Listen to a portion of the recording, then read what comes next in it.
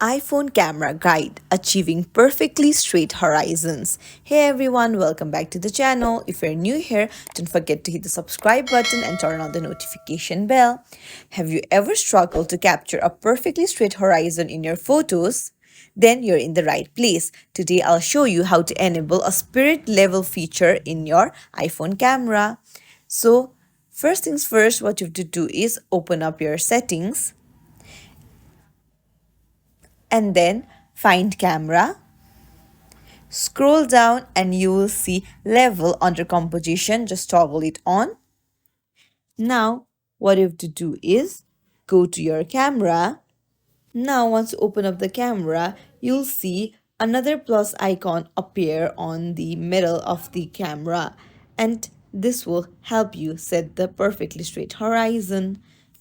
That's it. If you found this tutorial helpful, don't forget to like and subscribe to our channel for more helpful tips and tricks. Thank you for watching. See you in the next video, everyone.